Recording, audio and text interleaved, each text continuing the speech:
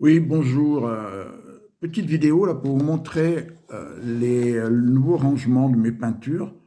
Donc j'ai acheté ces deux petits casiers chez Action. C'est vrai que chez Action on trouve quand même pas mal de rangements. Et pour moi c'est idéal hein, puisque je vous rappelle que j'ai pas d'atelier, c'est un atelier mobile. Alors, évidemment c'est mieux d'avoir un atelier, hein, mais si on n'en a pas, on peut toujours se débrouiller. Moi il me faut 5 minutes pour tout installer. Et donc, ça m'a permis d'avoir ces petits tiroirs là, qu'on peut tirer jusqu'au bout sans les enlever, ce qui est bien pratique. On peut les enlever. Voilà, donc moi, là, j'ai mis les couleurs. Et il y en a 4 par tiroir. Voilà, donc c'est parfait. Comme ça, on peut bien trier 4 par 4. Donc, par exemple, donc là, j'en ai 12 et 12, 24 par 4. Voilà, c'est-à-dire une centaine de couleurs, une centaine de pots différents.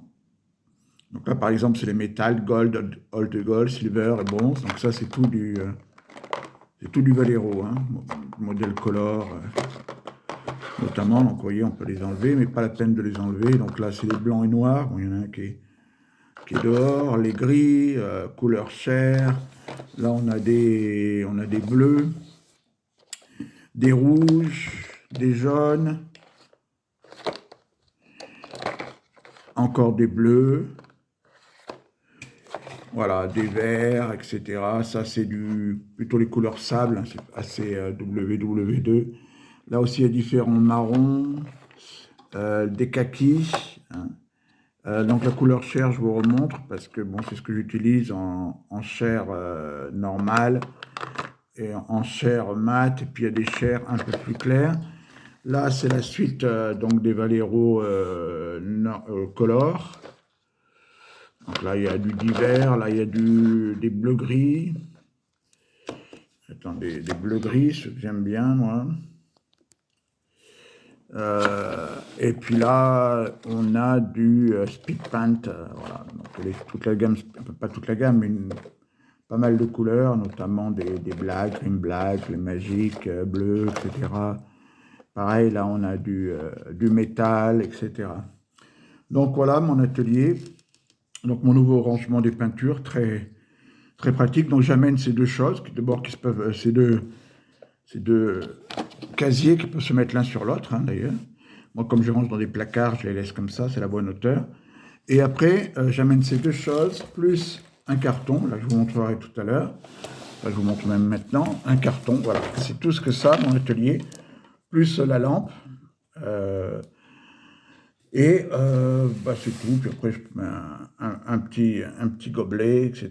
La lampe, voilà. Mais c'est très très vite installé. Et dans cette boîte, j'ai donc là déjà j'ai la palette humide, donc un gobelet.